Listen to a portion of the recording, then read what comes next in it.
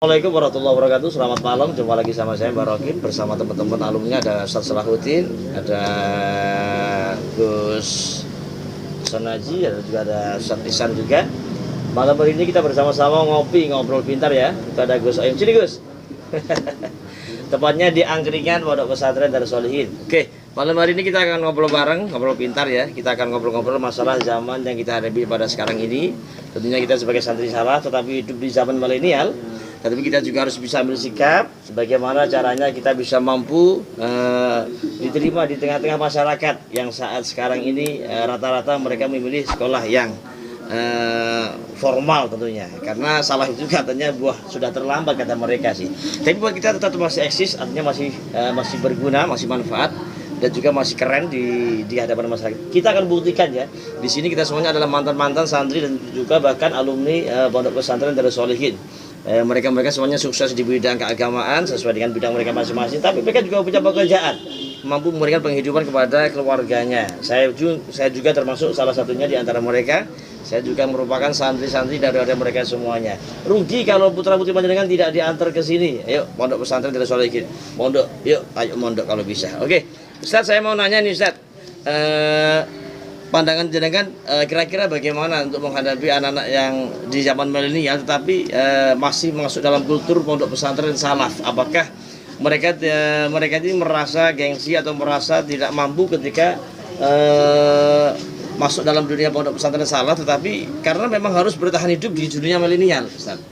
Kira-kira apakah pandangan jenengan, apakah pola pikir anak-anak sekarang dengan kita dulu mungkin sudah agak berbeda, Ustaz ya?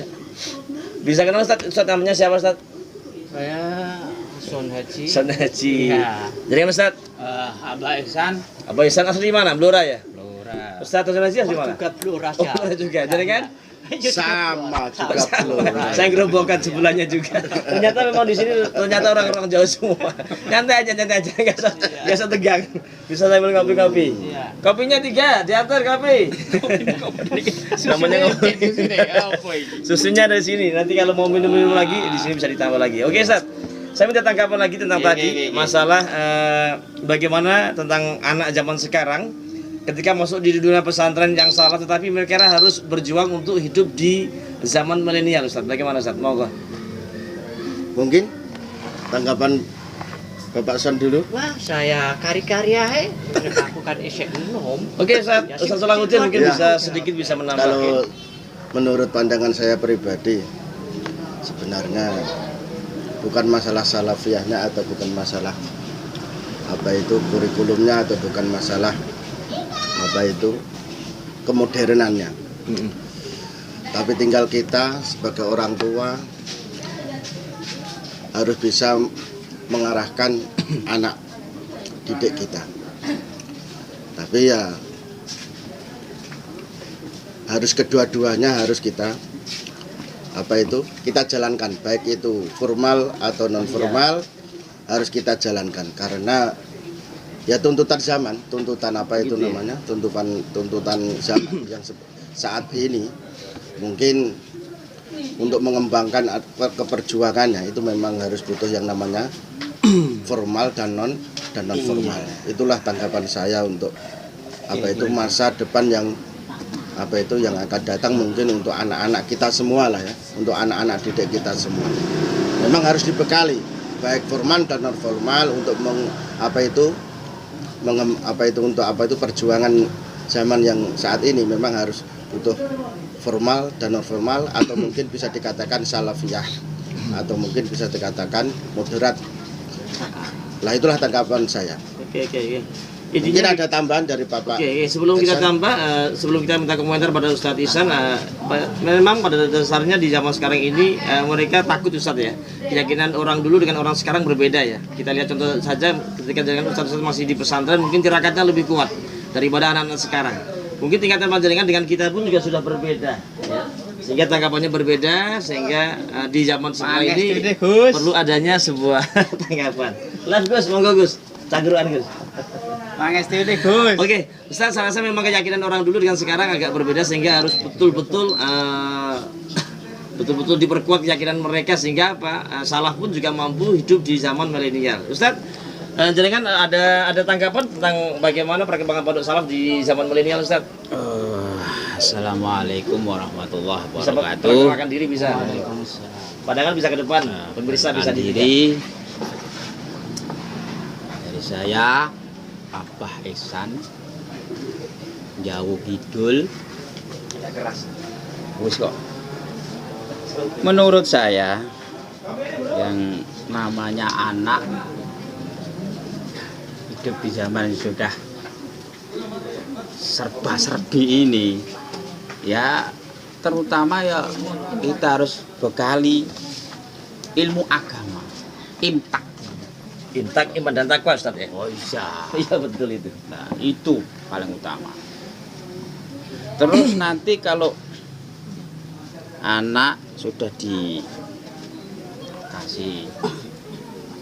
ilmu agama, otomatis kemanapun, lah kita itu sudah nggak khawatir, sudah nggak ragu lagi. Bisa hidup, Ustaz ya. Wah iya. Masalah rezeki Allah yang atur semua ya. Betul itu.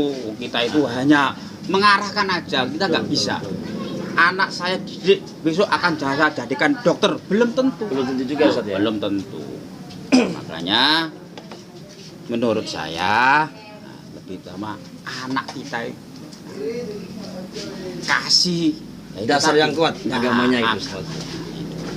Terus untuk menurut Tapi kata orang-orang umum, kata orang awal, artinya apa ya? Mereka memang kadang-kadang untuk zaman saat ini masih takut bagaimana tentang anak ketika masuk di pesantren, apakah nanti dia sekolahnya bagaimana, dia bisa makan atau tidak. Itu keyakinan orang sekarang. Padahal kita dulu juga yakin banget bahwasanya di pesantren salaf pun artinya juga bisa hidup, bahkan bisa jadi apa-apa. Ada Ustaz Arifin yang di Gerobokan sana, sekarang jadi di Pok Jalu juga pegawai negeri, dia mampu kuliah, dia juga mampu menghidupi masyarakat lebih luas di situ ya.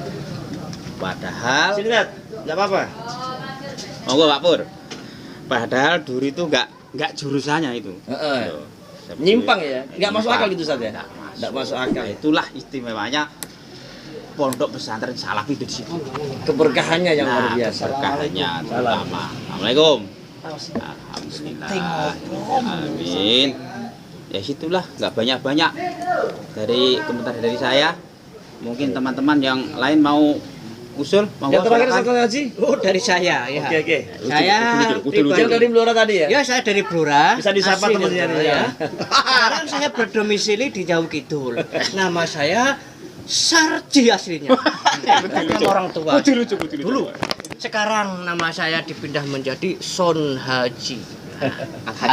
Untuk menanggapi zaman yang sudah tua ini, anak banyak yang nggak mau mondok.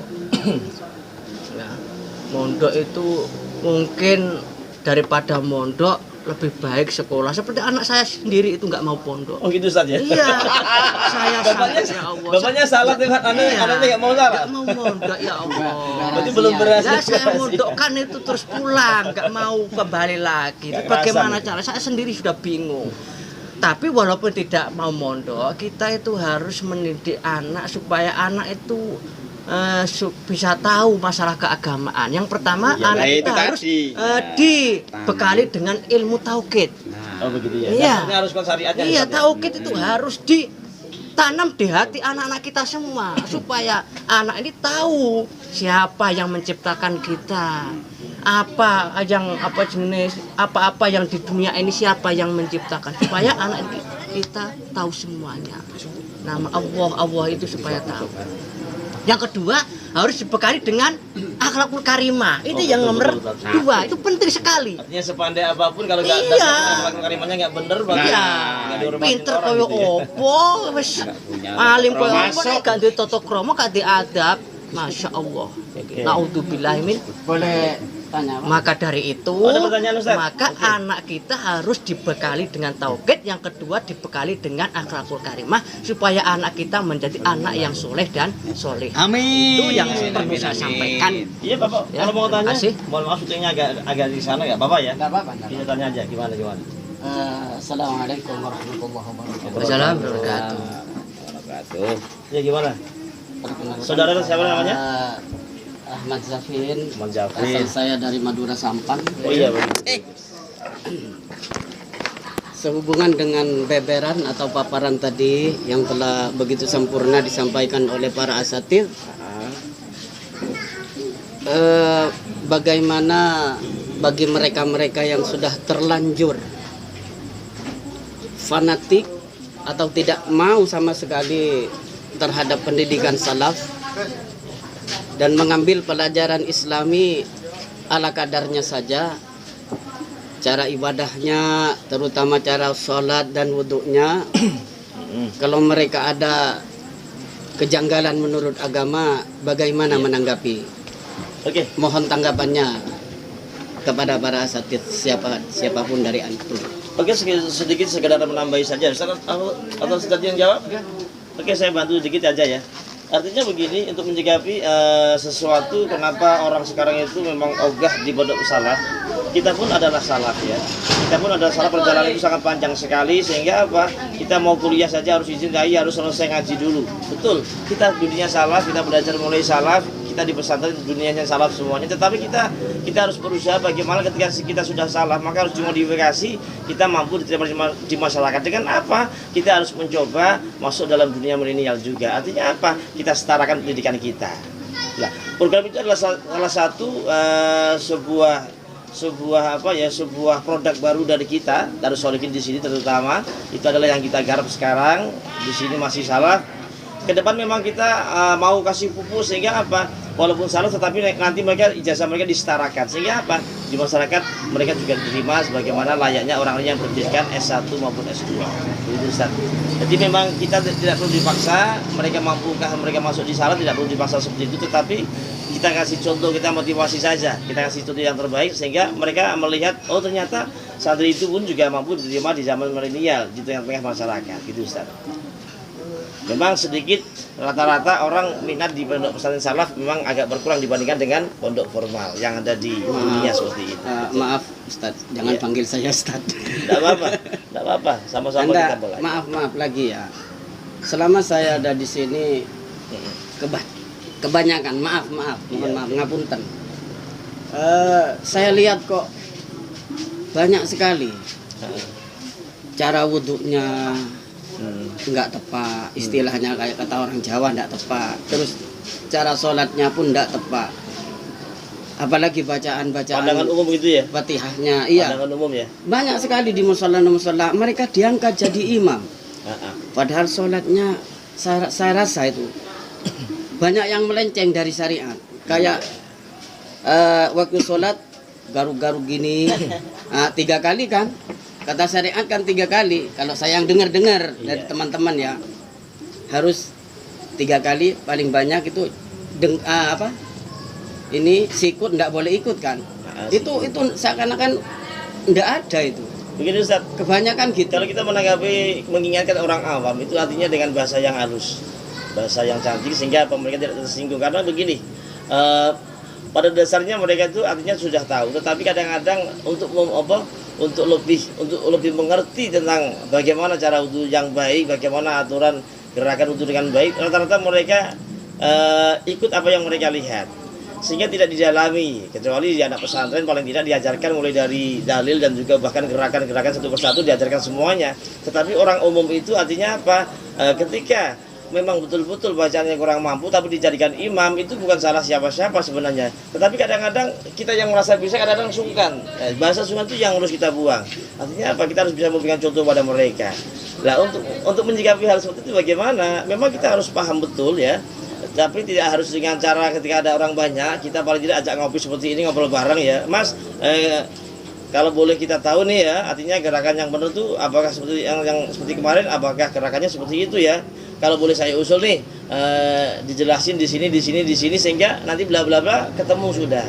Sehingga dengan dasar apa? Kita artinya ngobrolnya santai aja. Jadi jangan di depan orang banyak kita ingetin, nanti salah malah tautannya bertengkar gitu Ustaz.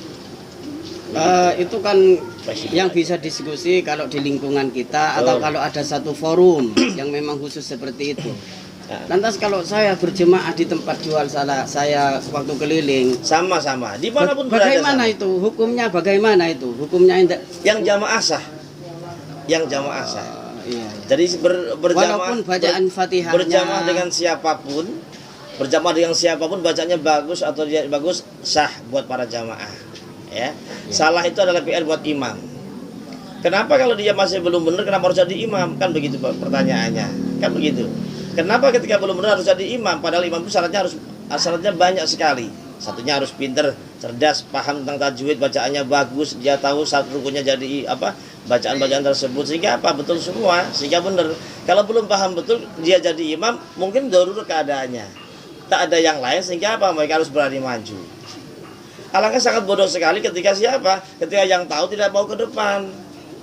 Nah, itu yang nggak benar, makanya harus kita harus paham betul di situ. Makanya ada seleksi ya, ketika jadi imam siapa yang terbaik, artinya ada seleksi juga di masjid mushola itu memang harus ada seleksi. Jadi ada seleksi bacaan syarat-syarat jadi imam. Jadi bacaannya bagus, lantang, tampilnya jelas, bacaannya gerak-geriknya jelas semuanya, silakan jadi imam. Buat kita para jamaahnya bagaimana sah ya, sah bukan tidak sah, sah kita jamaah pada mereka. Jadi bukan urusan kita. Nanti masalah bacaan ada yang salah itu nanti adalah kotok bagi si imam sendiri. Jadi bukan kita sebagai jamaah tetap sah, pahala tetap dahulu 7. Begitu aturannya. Oke, cukup ya. Salah satu ngaji ada Pak Pur, ada tambahan? Terima kasih. Cukup. Kalau mau cukup pemirsa terima kasih dari rumah saya. Kami dari Sari Salaf Darus Shalihin. Mohon maaf yang sebesar-besarnya. Selamat malam dan sebuah lagi pada ngopi sesi yang kedua tetap di angkringan Darus Shalihin. Yuk.